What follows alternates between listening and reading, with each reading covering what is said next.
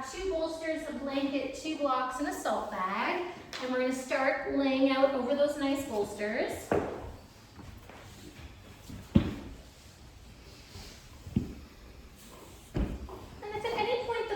Feels like it's too much for your back, you can come off the bolster. You can also double fold the blanket, which will make it less of a curve for the low back. That's always an option too. And pushing into the feet, it can be nice to kind of just rock your pelvis back and forth just a little bit. Bringing the pelvis down. Let's bring that right leg up for a half lunge maneuver, interlacing our fingers over that right shin as we pull it in. Feel free to straighten that left leg. Maybe even lifting the elbows and pulling them apart to get rid of any wrinkles in your wrist as we start to point and flex that right foot. Just starting to wake up that ankle.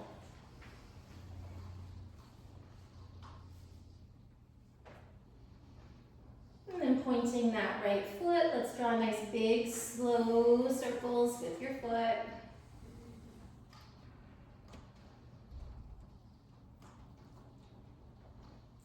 Let's change direction with the circles.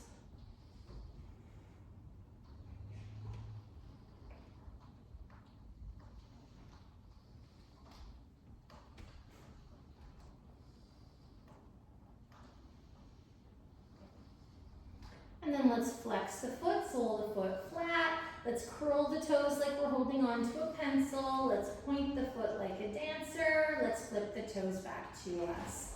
Flex, curl, point, and flip. Flex, curl, point, and flip to hold. Pressing into both feet. Let's take some nice big breaths into that right hip.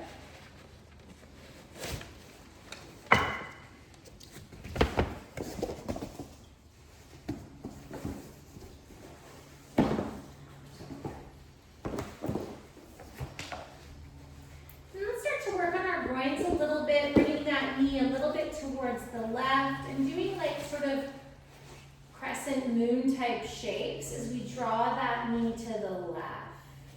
Just kind of feeling a little bit more of a groin stretch as we do this.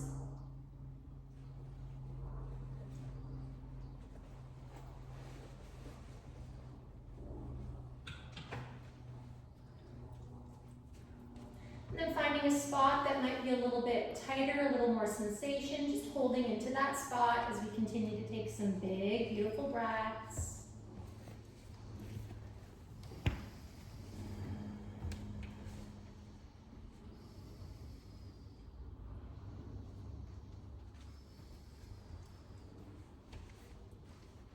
And maybe going up and down a little bit more, exploring for another little tight spot, holding there, breathing.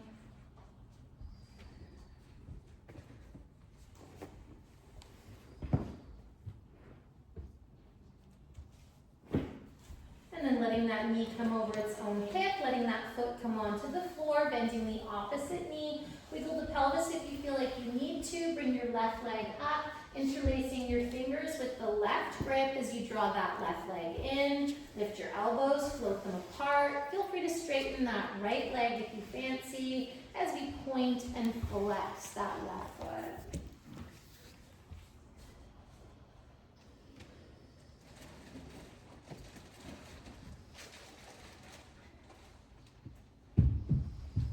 Pointing that left toe, drawing some nice big slow circles.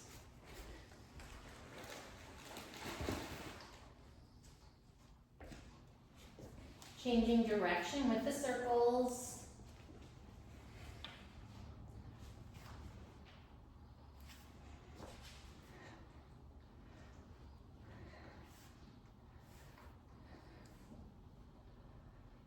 And then flex, curl, point, and flip.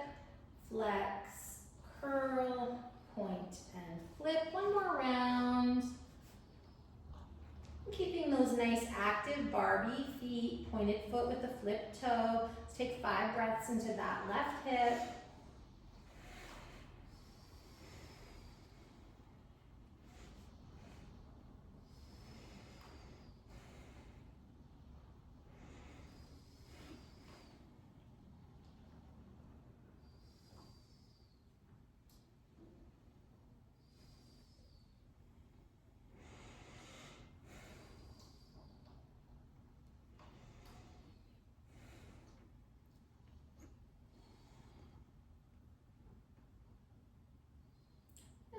taking that left knee a little bit to the right, going up and down, almost like you're drawing a little bit of a crescent moon.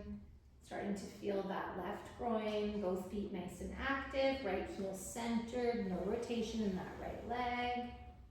And then looking for a spot where you feel a little extra sensation and just holding the knee in that spot as you take some nice big belly breaths.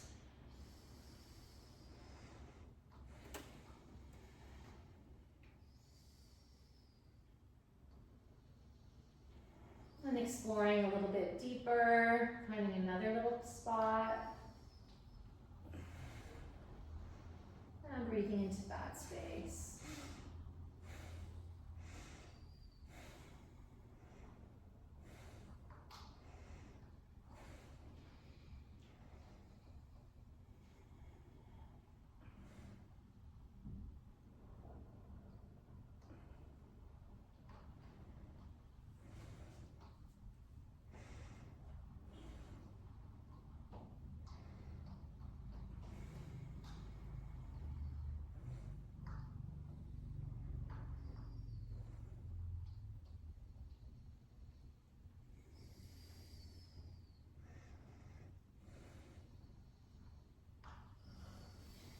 Releasing that leg, knees and feet at hips distance apart. Give that pelvis a little wiggle if you fancy. Let's let the knees come together and the feet come together. Really squeezing those legs, keeping the feet firm on the floor. Let's lift and lower our toes just 5 times. Just feeling those toes lifting and lowering. And then lifting those toes to keep the toes lifted. Big toe mounds, baby toe mounds level. Open and close your knees without the feet moving. So you want to keep the toes exactly as they are. You want to keep the weight in the foot even, and just really putting a little bit of a boundary on how far the hips open and close. And as you close, really squeeze nice and tight. And as you open, go as far as is comfortable for you.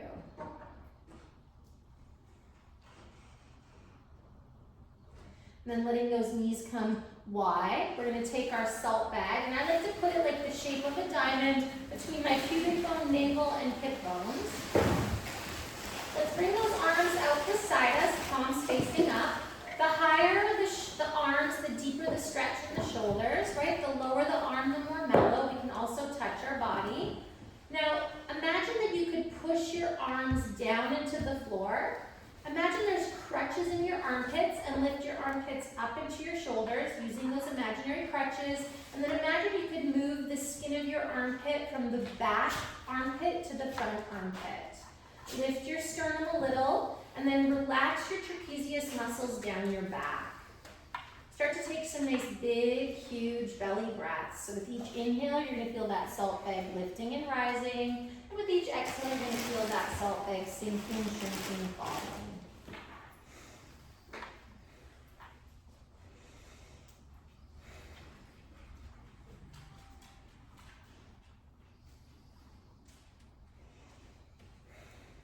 And so it's a super full moon, beaver full moon.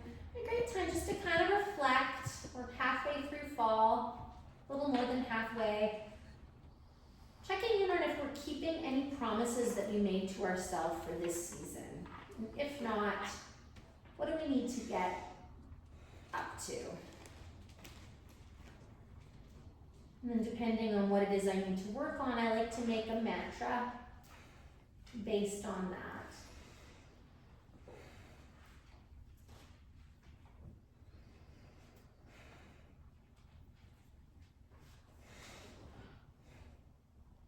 Take it a little bit deeper into those groins, allowing the soles of the feet to clap. Let those knees come apart. But keep the feet pressing evenly to one another.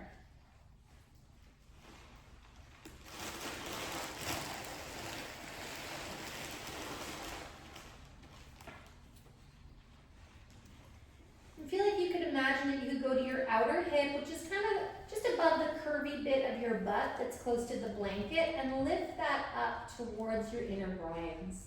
Think about lengthening your inner groins towards your inner knees. Think about your inner knees dropping to the floor.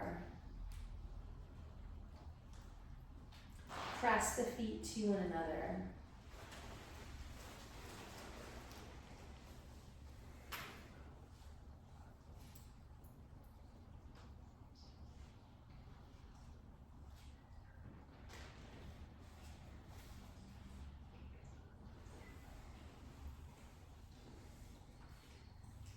Let's take 10 more breaths here. Again, really reflecting on what it is that we need to do before we move into the next season.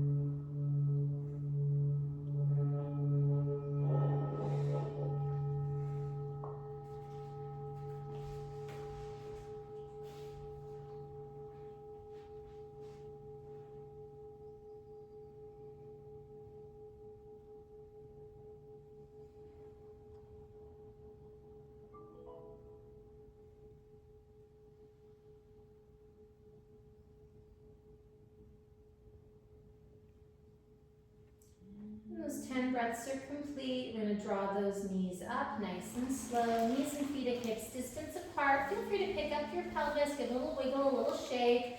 Let your knees touch so you can get those knees level. Heel, toe, your feet apart. And then heel, toe, your feet in. Looking for that maximum movement in your ankle, but keeping the knees touching. This just gives us a really nice release to the rotation of the lower part of the knee. As we go out and in, a few more times.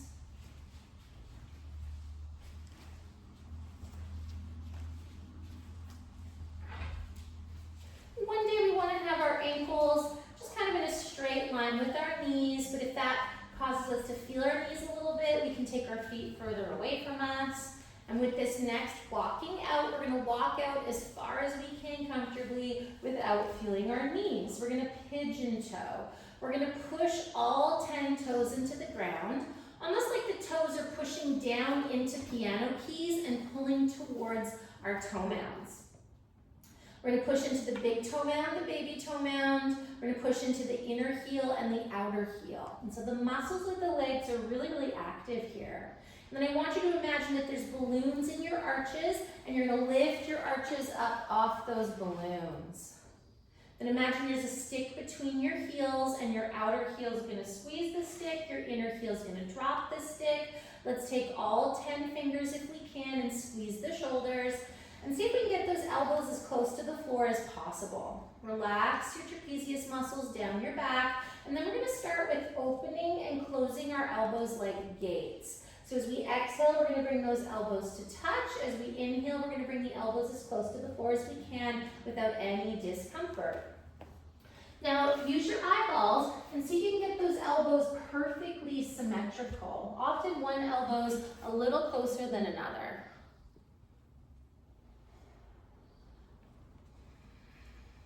If we can gently squeeze the shoulders with the fingers and almost feel like we're curling the fingers to get a nice little bend in each of our knuckles, that can be a little more bang for our buck. And then let's bring those elbows out at a shoulder's height. We're going to bring those elbows to the ribs. We're going to bring the elbows up. And so during the full moons and new moons, we practice a little bit more of a mellow practice. Full moons tend to make us a little extra emotional, a little more crazy. There's, a reason that the werewolves come out at the full moon. Don't go pick up a fight with your partner today or yesterday. I know, exactly. I did the exact same thing. I opened me and Stephen's hips, and then I went home and I asked him a question that I probably shouldn't have asked. And I spent all morning making up for it. All right, big, slow circles. Save the question until Friday.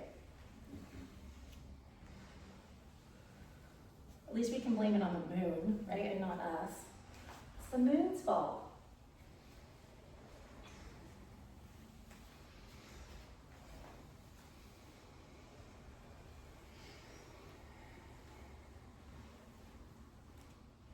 And then changing direction with those circles. And exploring that range, looking for that balance, that evenness in the elbows.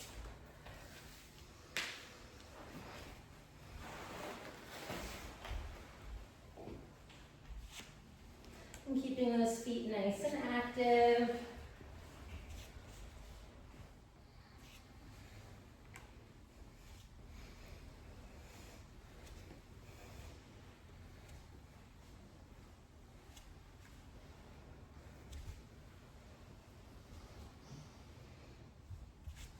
And then letting those arms come beside you, palms facing up. Now you can keep the salt bag low and really use it to find Samana Vayu, which is pulling the belly away from the salt bag and sliding it up. Or you can use it as a weight to strengthen the breath into your chest. You can either keep it where it is and pull your belly away from it, or you can move it into more of that square position and put it on your sternum. Elbows on the floor, melt the shoulders over the bolster, lift the skin of the armpits up into the shoulders and slide the skin of the armpits and the ribs forward towards your sternum plate. Lift the sternum plate up slightly. Almost feel like you could put hooks under the collarbones, lift them up and pull them apart, and try and melt your trapezius muscles down the back. Once you've released the shoulders, sometimes it can be helpful to keep the elbows where they are and just bend your elbows and just place your fingers on your side ribs. I like to curl my fingers and just put the backs of my fingers on my ribs. And then I'm gonna find that really strong Samana Vayu. I'm gonna pull my belly away from a salt bag, and I'm gonna slide my belly up like I wanna tuck it in underneath my front ribs. And then we're gonna breathe into the upper ribs, chest, and shoulders.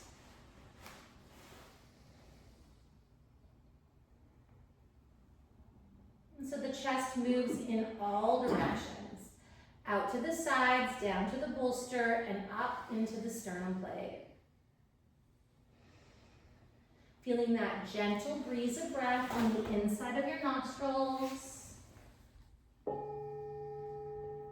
And then use your imagination and the muscles of your nose to expand your nostrils, making the caves of the nostrils just a little bit bigger, a little broader. And starting to observe that gentle breeze of breath enters the nostrils, just ever so slightly cool. And noticing when the breeze of the breath exits the nostrils, it's a little bit warmer than how it entered.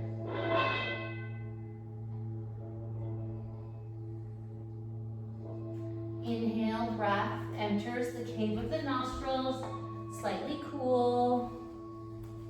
Follow that cool breath down your throat, into your lungs. Feel the lungs expanding in all directions with that breath. And as you exhale, feel the lungs contracting. Use the intercostal muscles between your ribs, your abdominal muscles, your back muscles to squeeze out every last little bit. Follow it from the lungs, through the trachea, the throat, and exiting the nostrils.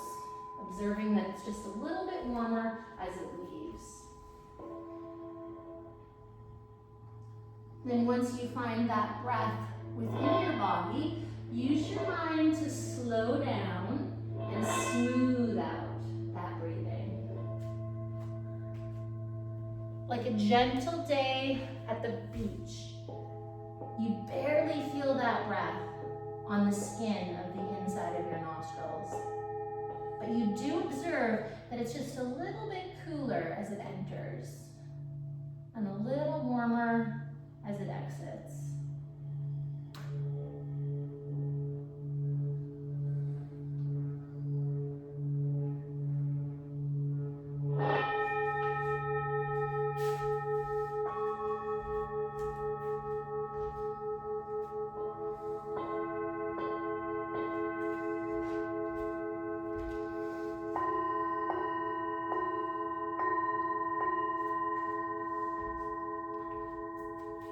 Let's take 10 more rounds of breath, just like that.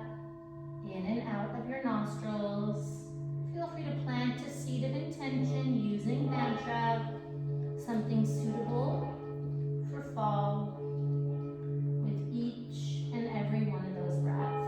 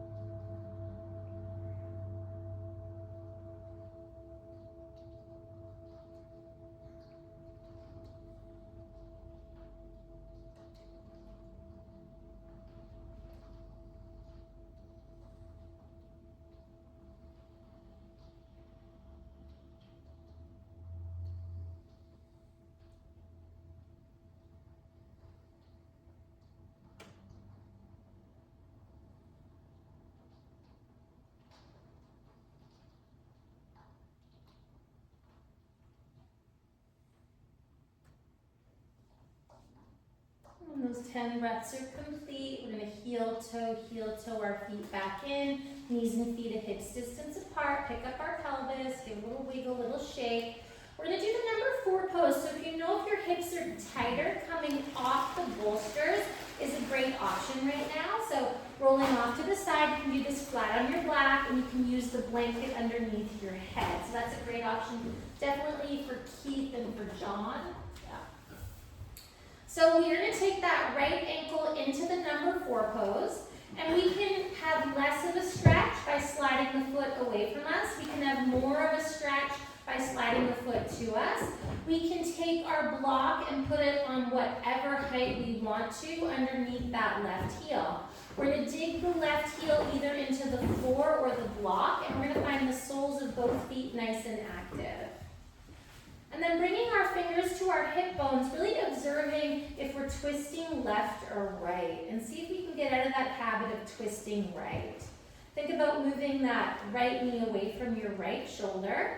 You can have your salt bag on your belly or your chest, or you can put it on your right groin hip. So if I kind of move it low, I can kind of have it on my groin hip. Or if my outer hip's a little more sensitive, that's where I might feel this stretch the most, I'm going to put it on my outer hip. So just taking that salt bag and putting it wherever you feel like you want to absorb anything negative, because salt absorbs negative energy, create awareness and positivity. And breath, right? It's going to help us to have something to breathe into. We're then going to do brain washer. So for brain washer, we're going to interlace our fingers, right hand on top of left, and we're going to bring those elbows as close as we can to touching. We're going to bend our elbows to a 90-degree angle. Now all 10 fingertips are going to push, and then we're going to make circles with our wrists. Anytime this stretch feels like too much, you can just do less by putting your foot on the floor or sliding it away from you. Lots of options here. And then change direction with the wrist circles. If the elbows don't touch, just visualize you've got a ball between your elbows that you're squeezing, and ideally we can keep those elbows pretty still. And then stopping with those circles, thumbs are going to point down to us. We're no longer going to do wrist circles, and we're going to do forearm circles. So it's like we're drawing circles with our knuckles. And again, we're keeping the elbows as still as we can. Now this is my nemesis for frozen shoulder. Change direction with the circles.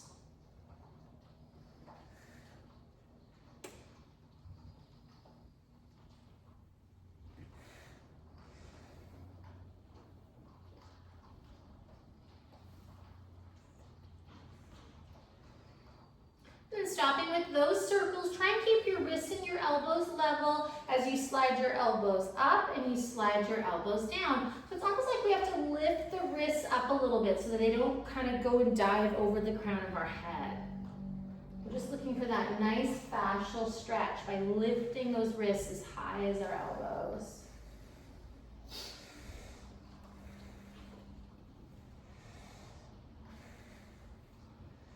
And then exhale to drop those elbows. Pull the elbows apart, but keep the fingers interlaced. Float those hands over your sternum. So elbows are as high as our wrists. And we're gonna pull the arm bones towards the tip of the elbow. And then we're gonna flip the palms away from us and to us. So elbows nice and wide, Kathy, like we're doing a triangle with our forearms. Flipping the palms to us and away from us. And then flipping the palms away from us, we're gonna inhale to straighten, and then we're gonna exhale to fold. Folding at the wrists versus the fingers, let's inhale to straighten, and exhale to fold, right over those shoulders. And then straightening those arms, relax your shoulders, pulling your belly, and bring those arm bones slowly towards your ears. And again, it shouldn't be painful. Ideally, we're not bending in the fingers, we're bending in the wrists, and ideally the fingers and the thumbs keep tapping. Bend your elbows as much as you need to be comfortable. Close your eyes, take a great big exhale to empty, and then once you're empty, fill your belly, then your ribs, then your chest, and then empty your chest, then your ribs, then your belly.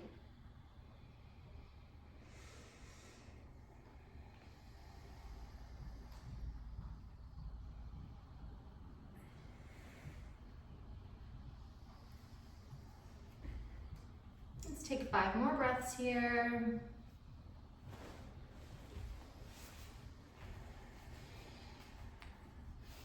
So you see how this knee's coming in, so we're gonna go lower, and we're gonna try and keep that knee from coming in. Does that make sense? So see how it just loves to go in? So think of a ball right here and drop that ball. Good.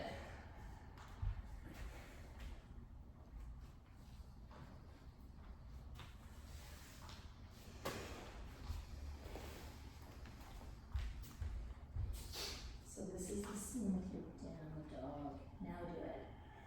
See that difference? Chin up. There you go. Nice. Exactly. There you go. Nice. And then nice and slow, let's bring those arm bones back over, bend our elbows, flip our palms, and just release those arms beside us, palms facing up. And just finding your breath here. Drop that ball for me there, Keith. Keep that left knee in line with your left hip. Even if you have to walk that left foot away from you, don't let that knee come in. Let's take 5 big, beautiful breaths here. And that combination of poses is so effective, particularly for athletes.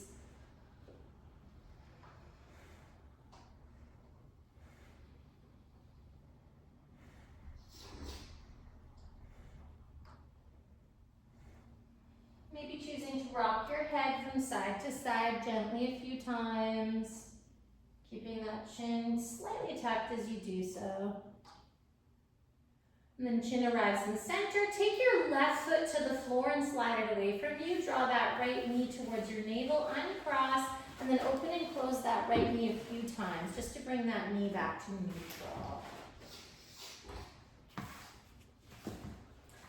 And then pressing into your feet, lift up your pelvis, give a little wiggle, come off the bolsters if you need to. We're gonna bring that left leg up, place that left foot into a number 4 position. We're gonna take our block or do whatever we did on the other side, trying to keep it symmetrical. The block's a great measurement because you can get it kind of into that same spot. Digging our heel into the block or the floor. Imagine that your left heel is digging into a block or a floor. And do your best not to steer to the left.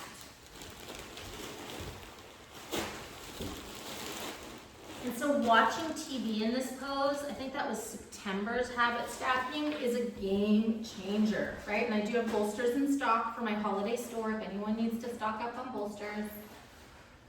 Bolster on the bed with a couple pillows, the bomb. Watch some telly.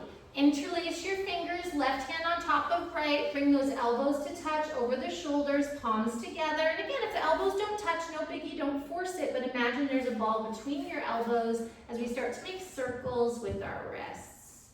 Really finding our fingertips and our palms glued here together if we can. So really, really active hands as we change direction with those circles. Paying attention to our neck. Is it neutral? Are we shortening on one ear? Wrinkles in the back or the front of the throat? Are we triple chinning? Just checking in. Stopping with those circles. Keep your elbows as still as you can as you draw circles with your knuckles. Keeping those thumbs pointing down. Forearm circles, Kathy. There you go. Change direction with those circles.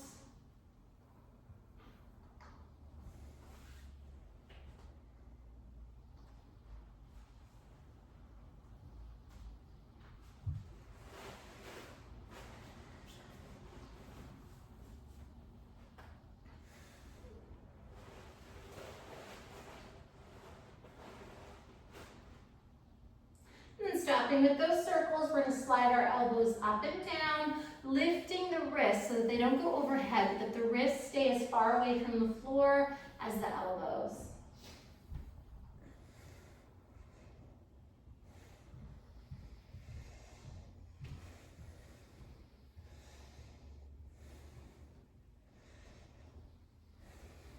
And then exhaling those elbows down, take them apart, let your palms come apart, but keep your fingers bound.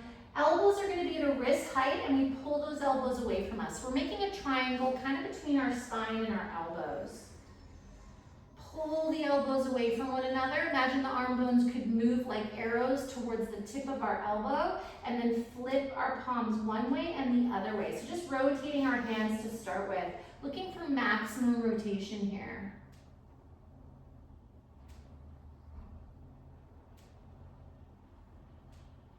And then flipping the palms away from us to hold. Inhale to straighten the elbows. Exhale to bend the elbows. Floating those hands over the sternum. Doing our best not to lose the pinky fingers if we can help it.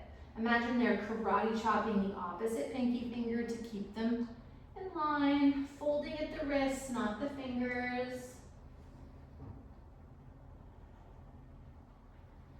And the next time we straighten, we're going to straighten to hold. Really hug your shoulders into your armpits. Like your armpits have bowling balls in them and your shoulders are hammocks, and they're lifting those bowling balls up. Lean your back rib cage into the bolster, and without your shoulders creeping up and eating your neck, start to bring your arms towards your ears without letting those shoulders drop to the floor. Feel like you're lifting the shoulders up and away from the floor. And come to a nice comfy spot to hold. There shouldn't be any pain in the shoulders or the wrists. We can always do less anytime we need to. You feel it, hey? Good. And then big, beautiful breaths here. Huge exhale to empty. And then our belly fills, our ribs fill, and our chest fills. Remember, we've got a back body, a side body, a front body. We've got a lot of different spaces in between.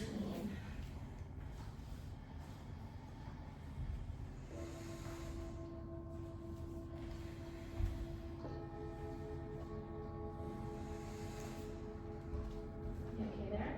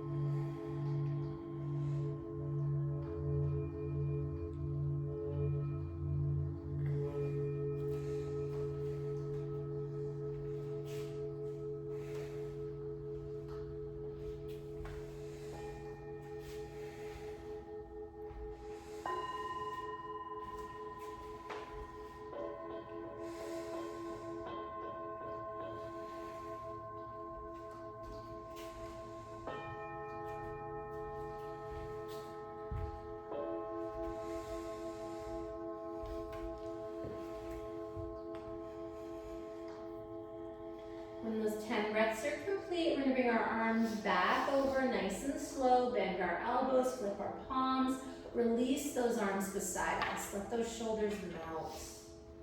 Relax your forehead, relax your jaw.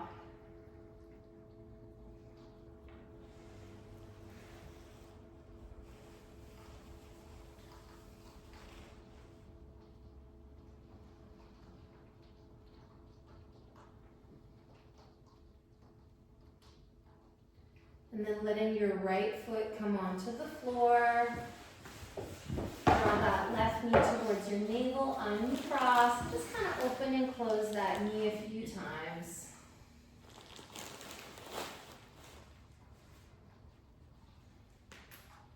And then letting that foot come onto the floor, pick up your hips. Give your hips a little wiggle from side to side. Move your hips to one side as we roll off to the other side to push ourselves up. So, we're gonna put, I'll show you this one. This one's, it's old, but we haven't done it in a while.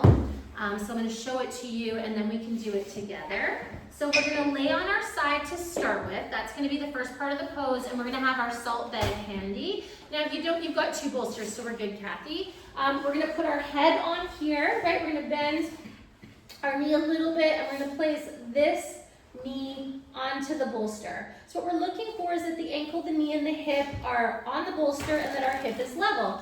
Now if we wanted to, we could put a block here if that's helpful, and we're gonna work this internal rotation here to start with, okay? I like to have a salt bag here, and that's an option for you too. And then we're gonna hold, right? We're gonna go down and up, right? And then we're gonna go a little deeper. We're gonna come off the block if we're choosing to use the block. And some of us will stay here. This is enough of a hip stretch. Some of us will remove the bolster, come onto our elbows, and come onto that front hip, ideally without a bunch of things beside us. Clear our campsite first. And then we're gonna kind of lift, right? And then we're gonna come down onto our hands, or we stay on our side. And then what I wanna think about doing is taking this part of my hip towards my groin. Okay? We used to do this a lot in the olden days, but we haven't done it in a while because we don't usually use 2 bolsters. Okay, when you're ready, let's all lay on our left side. Let's have the pillow underneath our head and a pillow in front of us, and have your salt bag handy if you want it. So my left knee starts a little bit bent, and then I'm gonna bring my right leg, I'm gonna put it on my bolster, and I'm gonna see how that feels. So my knee is directly in line with my hip, and my ankle is on my bolster, right? And I'm just gonna stay here for a moment, and I'm gonna see how this internal, external rotation feels as I find a neutral neck. And if I'm getting a nice rotation here and this feels hard enough, I can stay. If I wanna add a little bit of height, I'm just gonna take my block underneath my knee. And that might feel better for you even. And then I like to take my salt bag and put it on that outer hip.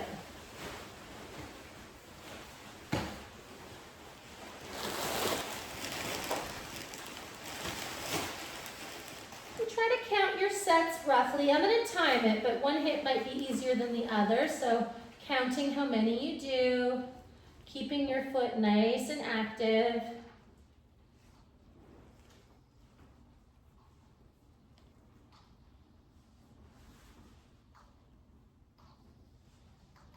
Again, we shouldn't feel this in the knee at all. Think about this rotation happening in the hip. And we've all improved in this area, which is amazing.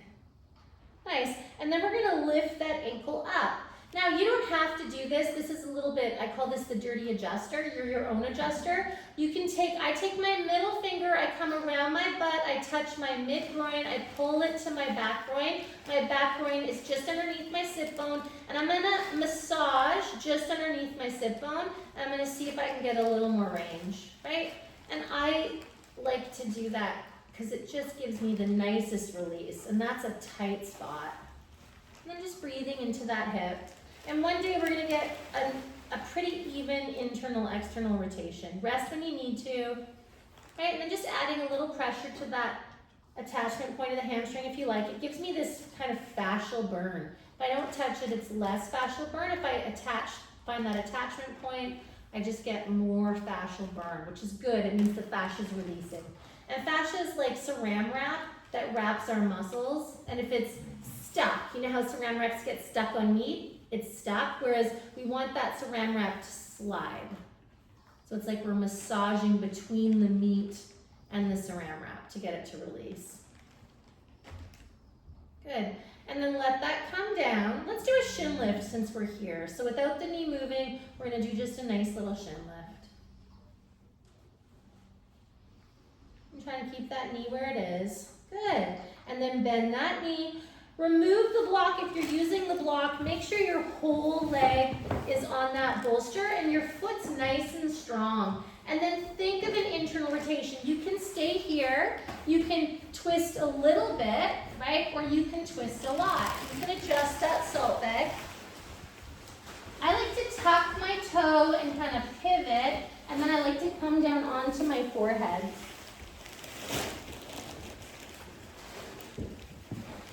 And then we're all working with that right hip, right foot's nice and active. If it's too much, just untwist a little bit, right? You can control how much you twist, but try not to overdo it. Now think about your whole outside of the leg, from outer hip to outer knee to outer ankle. Think about that pushing down. So Kathy, we've got our knee as high as our hip. Yeah, exactly. And you want to have, see how my ankle is a 90-degree angle, right? So my ankle's on the bolster and my knee's on the bolster. So you have to push your bolster away from you. Yeah, there you go. So your knee and your ankle are on the bolster and the knee's higher, Kathy. So if you look at me, my hand's on my knee and it comes, there you go, you got it. Now kick your foot forward so that your knee and your ankle are stacked. Knee to me, ankle to me, just a little bit. There you go. Ankle to me, towards the camera. Not the knee. So right now your knee's more bent. I want you to move your ankle forward. Watch me. Ankle forward, ankle to the camera. Ankle comes forward. There you go. Right there, right there, right there. And don't have to twist so much, right? The whole outside of the leg is going to push down to the floor, especially that outer hip. Move that outer hip towards your inner groin. Now lift your inside of the leg away from the floor. So the part of the leg that's closest to the floor is lifting up. The part of your leg that's further away from the floor is pushing down. Good. Now really breathe into that right hip.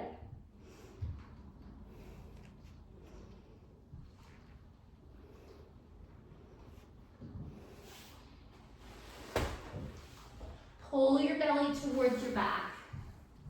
Does anybody feel like they're not getting it? Just gonna move your ankle a little bit forward. It's passive, but it's quite deep once we find it. And then we think about really lengthening our inner groin to our inner knee. Right, so it's like there's an iron pulling our inner groin to our inner knee. Nice. And it's like you're trying to take your butt away from that salt bag towards the groin. And then just really breathe into that.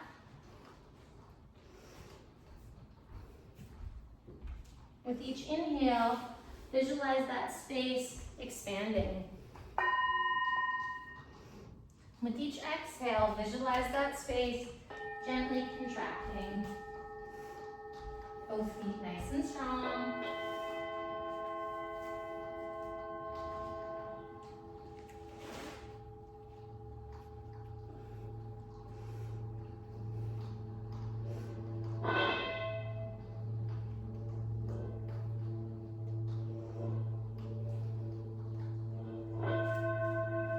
See if we can go 10 more breaths here.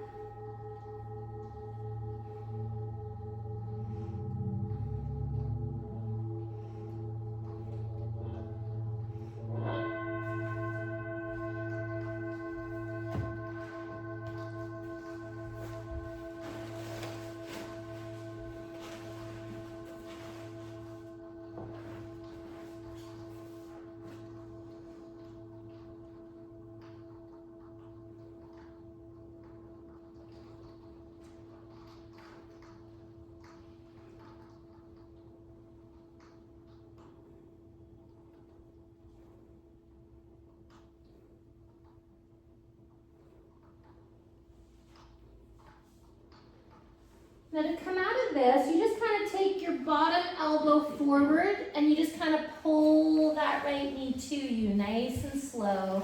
And then just stack your knees, move your salt bag gently, they're super delicate. And then let's roll onto our backs. Now we're going to do a thread the needle, okay? So we find a nice straight spine. We're going to take that right ankle to that right knee, nice straight spine. We can stay here. We can put our foot on the block, or we can interlace our fingers, right hand on top of left, behind that left hamstring, and then we can pull that leg in as deep as we like, pressing into your foot. Now I want you to find the same awareness that we found when we had that right leg on the bolster. So I want us to think of an internal rotation, that our knee is pushing down into something and our ankle is lifting up, right? And that's going to give you really nice hip stretch. Then I want you to think about the outside of the leg pushing into the bolster, and that's going to give you a different stretch.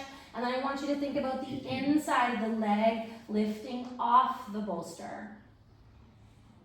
And so anytime we're doing deep external rotation, we're always going to try and internally rotate. Like we had our knee on that block or that bolster and we were lifting the ankle. We find those connections. We always want to think about the inside of the leg opening and the outside of the leg closing. And then I like to take my left leg bone and like it's a stick, I want to poke it deeper into my left hip. Let's just take 5 more breaths here.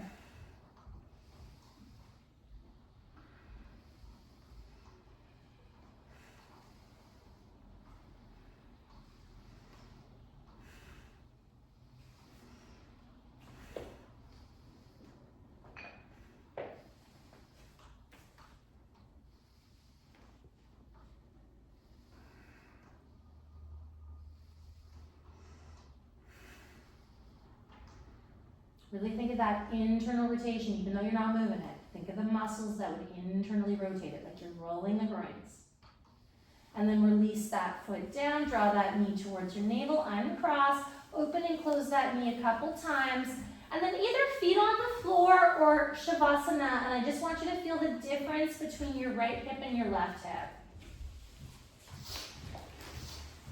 And you can bend your knees or you can put a bolster underneath your hamstrings. We're just going to take 10 breaths here and just feel the difference between one leg and the other leg, one hip and the other hip.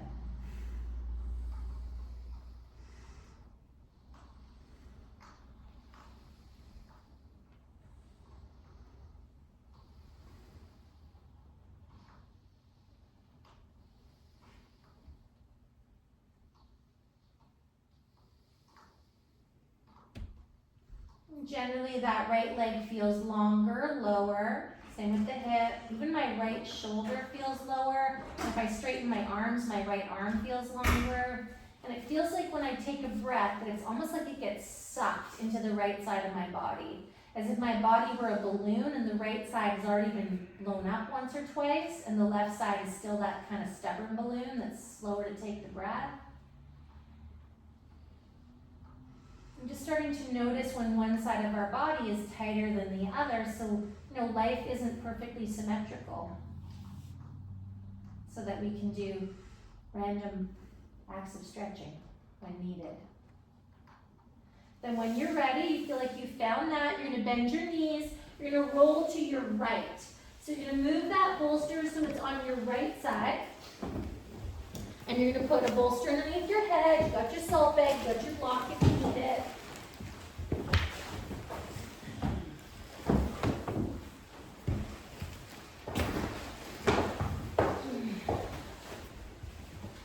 And so pillow under the head, we find a nice neutral neck, neutral-ish spine.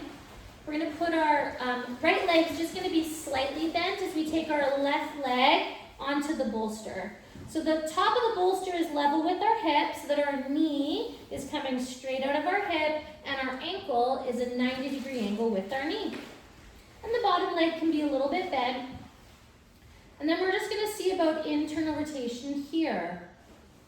So we lift our ankle and drop our ankle. And as we do this, we think about the inside of the leg lifting off the bolster and the outside of the leg pushing into the bolster. And if that's easy peasy, feel free to add a block and find it a little bit there. And again, you could be counting your sets if you wanted to.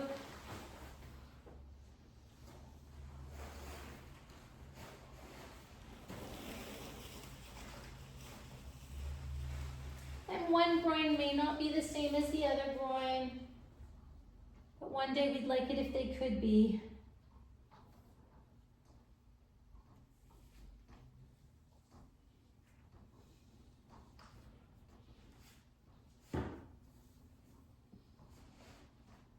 And rest whenever you need to. By my count, I'm going to do 5 more and then hold.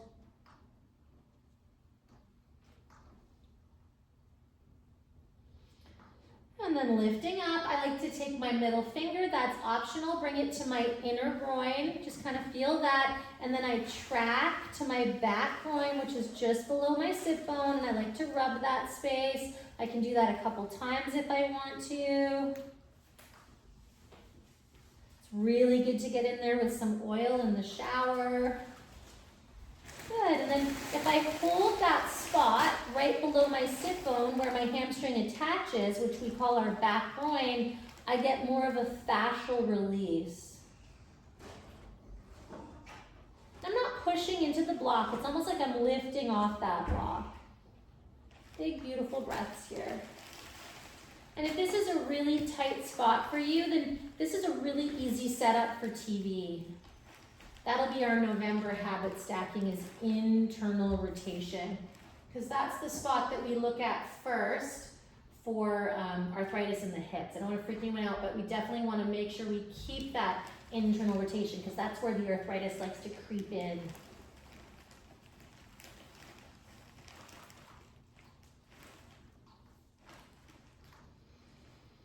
And just really breathe through that burning. It shouldn't be sharp, but it does feel weird. Let's go 5 more breaths here.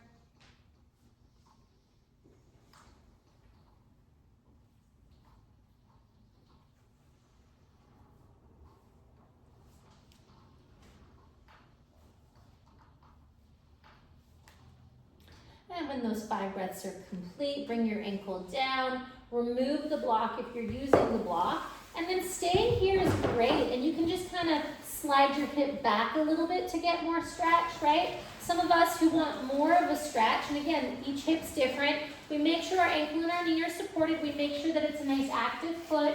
I like to push my bolster forward and just kind of roll onto my shoulder, tuck that back toe as I come onto both elbows, and then I just try to walk that right hip to the right as much as is comfortable for my left hip. And then I like to keep my right toe tucked, bring my forehead down. Sit my butt into a chair. So take your left butt and push it down into an imaginary chair. Like you're sitting that butt on a stool and you want to push into that stool. And then the whole inside line of the leg, so from ankle to knee to hip, is lifting off the bolster. It's trying to get away from the floor. And the whole outside of the leg is pushing down into the bolster. And then think of internal rotation. Chris, bring your ankle forward just a little bit. Yeah, there you go. Outer hip towards inner groin. And then just really breathing into that hip. Both outer hips to inner groins, right? It's like, you know, when we stand and I make my butt move in so that I have less of a butt, it's those muscles.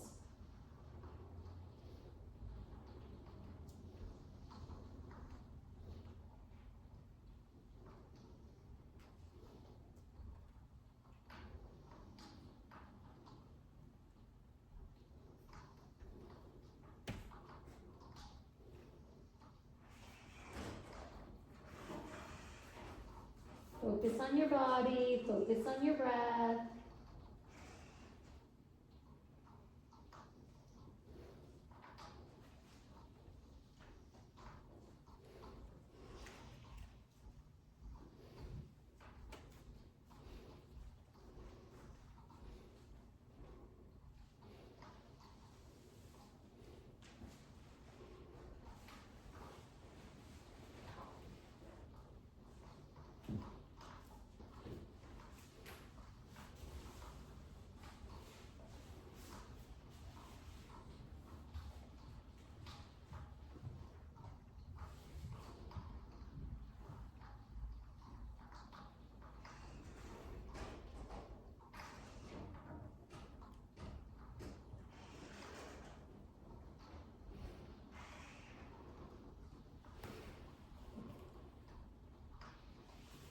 go 10 more breaths into that hip. Feel free to plant a seed of intention. Perhaps it needs to be, I am free of the urge to pick fights today. I keep my mouth shut whenever I want to. I have full control over my mouth, whatever it is. Or maybe it's work, work, work, work, work, which is my mantra for November because I have a lot to do. But matching each breath with an intention.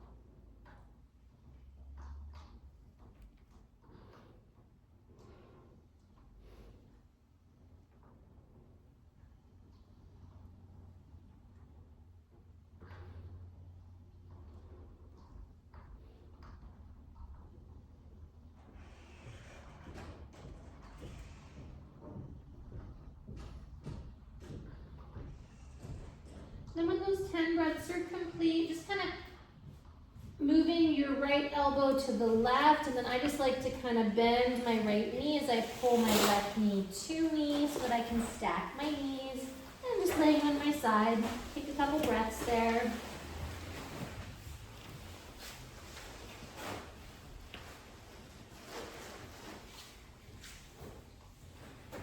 Eventually rolling onto your back, and we're going to do a thread the needle on that left hip. Thinking of all the muscles that we found when we did that previous exercises. So we're going to take that left ankle onto the right knee, finding a nice straight spine, feet strong. And you can put your foot on a block, you can use a strap, whatever you fancy, you can interlace your fingers. And before you go deep, think of an internal rotation of that left hip, right? So that the ankle really pushes into the right knee. Think of the inside line of the leg opening. Think about the outside line of the leg closing. Try and keep the hips level as you pull it in for that nice deep stretch and you breathe into that hip.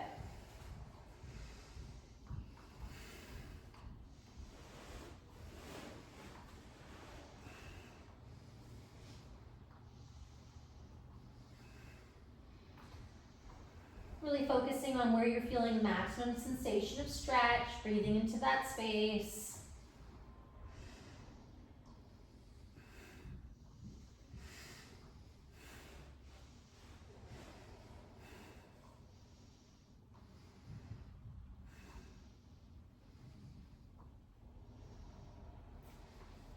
Let's go 10 more breaths here.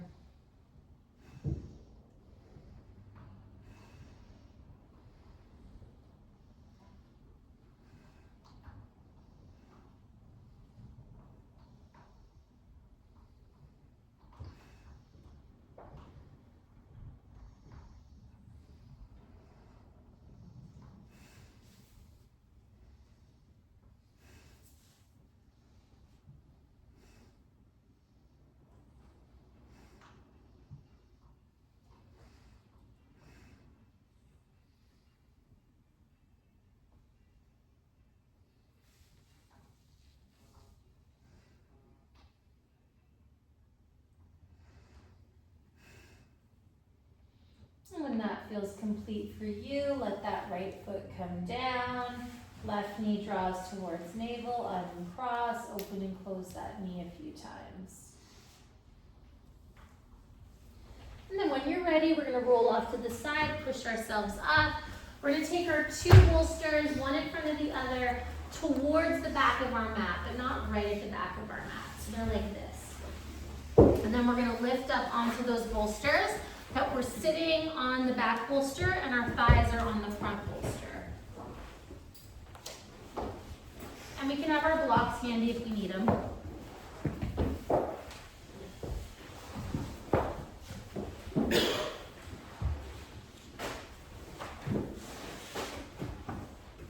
All right,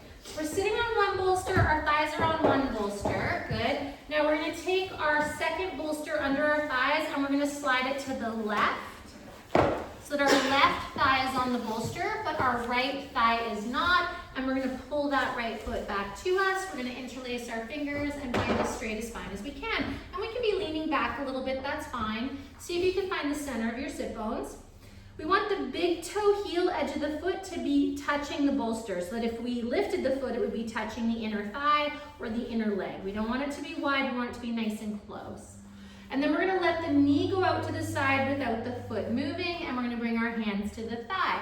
We're gonna lift our chest. Good, and we can stay here pushing that foot into the floor, but we're not gonna let this foot lift, okay? And the foot can be forward, but the big toe, baby toe, inner heel, outer heel is on the floor like a creeper, and the knee is wide. Good, and then we're gonna slide forward as much as we can.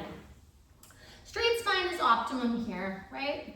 Then if we have our foot or our leg, I want to think about there's like a triangle here between my hip flexors, armpits, and wrists, and I'm going to try and make that triangle bigger. Like I'm pulling those creases in those directions, right? So my armpits are pulling away from my wrists and ankles are pulling away from my hips and my armpits. So you can see that triangle.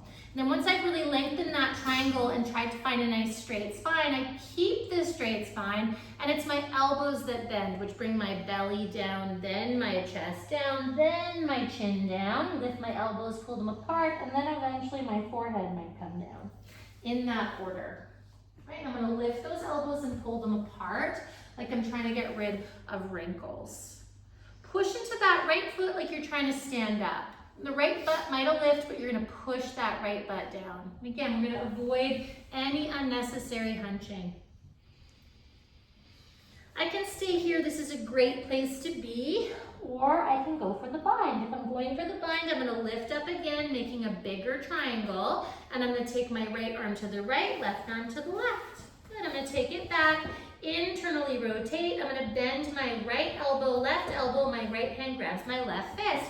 Some of us have to twist to get the bind, and that's okay, but we want to try and twist back by pulling the right hip back, left hip forward. So eventually with that straight spine, lifting those shoulder heads, we come down belly, ribs, chin, and then forehead, right? So I don't want to be like hunchy, hunchy, hunchy.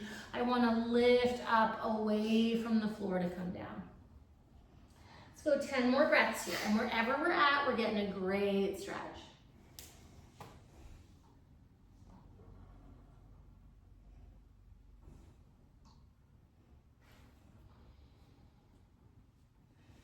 This is a very hippie class. So lots of tea, not too much wine, no tequila shots tonight. Don't ask those questions until Friday.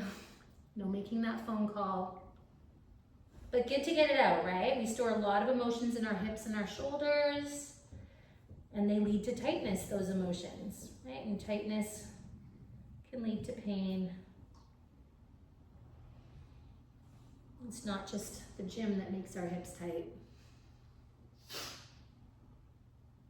And then when you're ready, you're gonna come up nice and slow. Beautiful. You're gonna bring that knee back to center. You're gonna interlace your fingers, lift your chest, shoulders back. Good, pushing into that foot.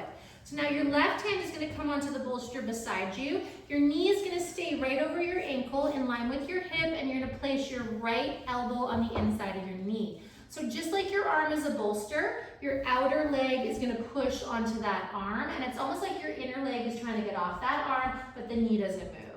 So think about the whole outside of the leg pushing into the arm like it's a bolster. Think about the whole inside of the leg dropping the arm like it's a bolster, right? And then use your imagination to find those muscles, the energy of internal rotation, right? Remember when we were doing this? It's tricky, but if you can find it, it's like, holy Hannah. That's how you get lotus, believe it or not. Hands come into Namaskara, and we look behind us. Or forward. Forward is nice too, but make sure that knee doesn't move. We're looking for those muscles. And let's go 10 breaths here. And that left hand can be behind you, can be on the bolster to help you keep a nice straight spine. That's a nice option, John. Keep hand down is a good option for you because straight spines, so this hand, left hand on the bolster or the floor. See how that's nicer, hey? Yeah. So that we Yeah.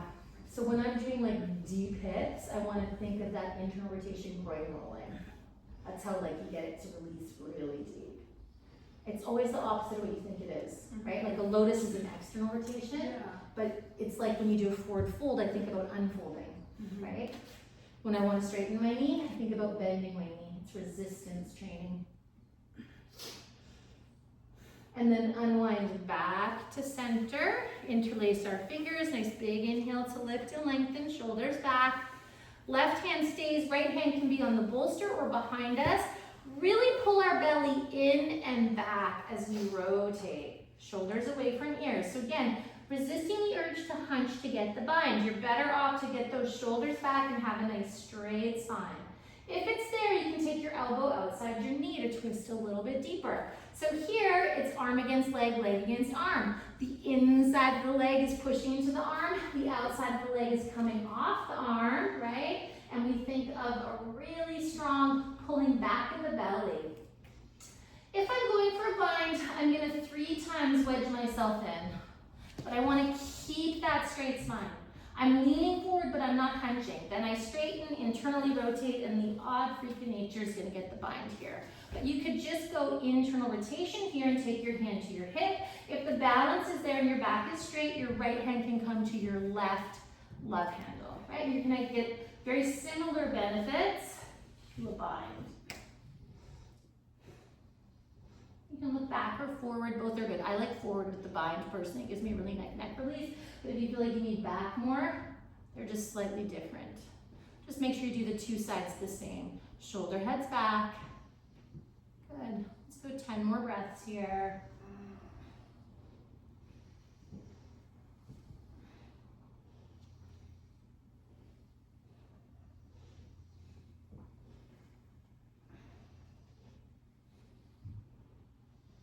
And these are the stage twists. I love them for runners and cyclists. And then when you're ready, release.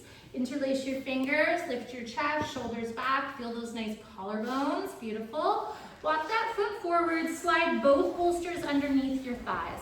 So if we know that we're tighter in the hamstrings, keep both bolsters here and come forward like so. If we know we're not as tight in the hamstrings, we can grab our feet, no problem. Then take one bolster off your butt, grab your feet, and let your head come down. We're just gonna do 10 breaths here. This one I love because the lift in the elbows is so nice after that deep shoulder work, right? But again, butt on 2 bolsters is nice too. Try and keep 0 external rotation, boys, right? So John and Keith, this is what we want to avoid. So even if we don't go forward, right, we love external rotation, so we want to keep the neutral. I could even have my hands under my knees to kind of hold them in place if I wanted to, or hands here is a good option if the back's tired, right? But ideally, we're going to not let those legs externally rotate. And then when those 10 breaths are complete, we're going to go back to booty on the bolster. Thighs on the bolster, and we'll do the other side. So thighs touching, blocks handy if you need them. Come off your sit bones, right? Move the flesh of the butt so you're not all on that fascia. And then slide your bolster so that it's underneath the right hamstring but not the left. Bring that left foot back. And you want to have that big toe heel edge of the foot straight and as close to the bolster thigh as you can. Then you let the knee go out without the foot lifting. Right hand comes to right knee, lift your chest, shoulders back.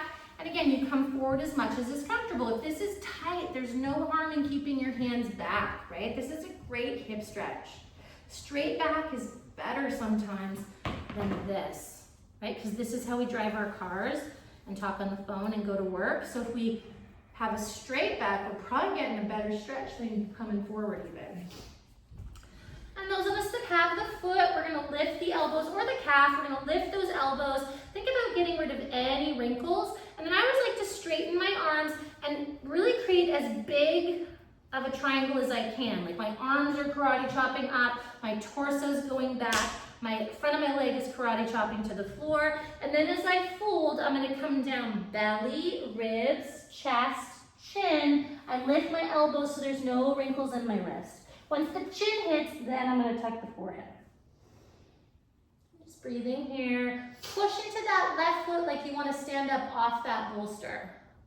But then push your butt down into that bolster. Great pose to notice if one side's a lot tighter than the other. It's good hockey stretches, these ones. Yeah. But don't overdo the groin. And if I'm going for a bind, I come up a little bit, I find a little bit more of that triangle, and then I find my arms sweeping around as far as I can. I can stay here, I can internally rotate, I can bend my elbows. Lots of people have to twist to get the bind, and then we pull the hip back, right? Left hip back, right butt forward to kind of straighten out. Some of us can do it without the twist.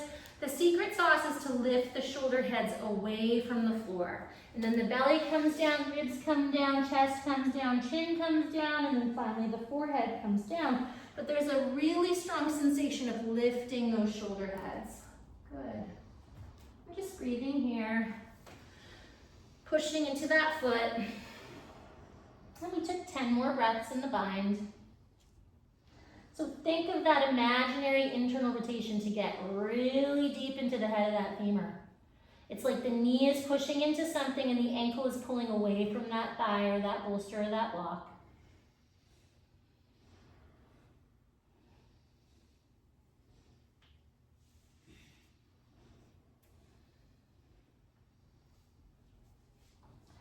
And once those 10 breaths are complete for you, you can release those arms, bring yourself up.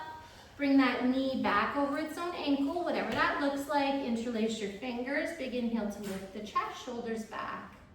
And then we do the pregnant lady twist. So the right hand comes either onto the bolster or behind you. You can put your hand on the block. You find a nice straight spine. And then your left arm or elbow comes to the inside of the knee. And then you think about the inside of the leg trying to get off your arm. You think about the outside of the leg pushing into the arm to go deeper. Try and keep your armpits level, shoulder heads back. Really traction your crown away from your tailbone. Do your best not to hunch. Maybe the hands come into namaskara, but a lot of us, it's a better option to keep the arm down, to keep the back staked. We don't want to be fatiguing our back, right? This is more of like a twist than it is a back strengthen, especially if we don't have a straight back. Have yourself with a stake, like a tree that needs a stake. So it grows straight. Leg into arm into leg. So the knee doesn't go out, it stays. So check me out, knee over ankle. Yeah, and elbow on the inside. Now push your knee into your elbow. Push, push, push, push, push. Yeah, so push. There, that's what I'm looking for. You feel that, eh? Those are your get older, don't need a hip replacement muscles. Outer hip muscles. Good. And then we unwind back to center. We're going to interlace our fingers. Big inhale to lift and lengthen. Right hand stays, right, to help us keep our spine straight. Left hand comes behind us. So I don't usually let go and twist because the odds of me staying straight and supported and level are pretty slim. So think of your arms as scaffolding. One stays, other one goes. We lift and lengthen, we twist. So now we have at least one arm as we take the elbow around, right? So the left arm stays like a stake. Or we stay here. Good. Arm pushes into leg, leg pushes into arm. Really traction your spine, shoulder heads back. If you want to start to dig a little closer, you can, but don't do so with a hunch. The right arm can internally rotate and take that outer hip.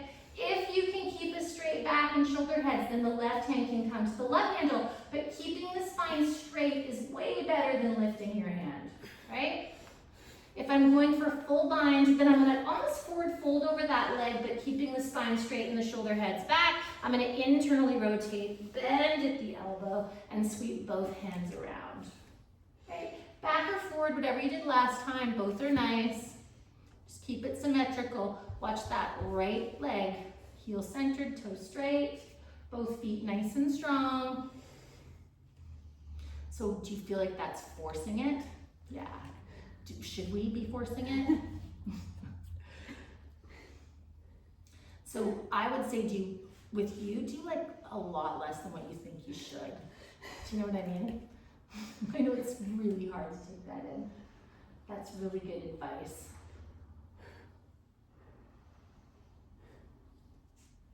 When the knee doesn't move, the inside of the leg opens, the outside of the leg closes. And we release. Nice We're gonna slide the bolster under both thighs or one leg, whatever you want. So if it's easy to grab the feet, you can move the bolster, come up off the flesh of your butt, and let's just find a nice short forward fold, whatever that looks like for us. Right, we could do this. Let's take 10 breaths here.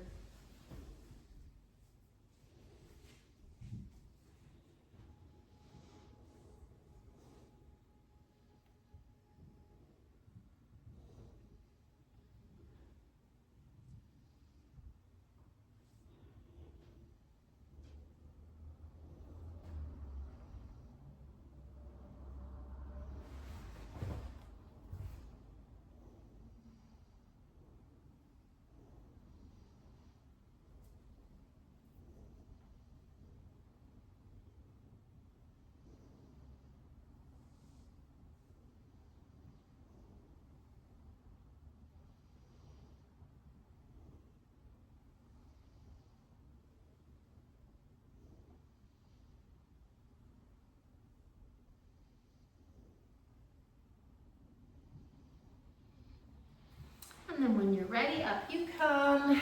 Get yourself ready for Shavasana. You've got the nice bolster for your hamstrings, and you've got a salt bag for your belly, and you've got a pillow for your head. If you feel like you need a hug, that's like a lot of forward folding for some people. Some people that's the back release. But if you feel like you need to hug those legs, by all means hug those legs, right? If touching your toes is not your business, it's hard for you. I guess it is your business if you're not good at it. But if it's challenging, give those legs a hug. And then I find either salt bag on the belly or the chest to be very calming for the nervous system, just finding what feels right for you. Let those arms be beside you, palms facing up, and just let everything relax. Big, beautiful breaths.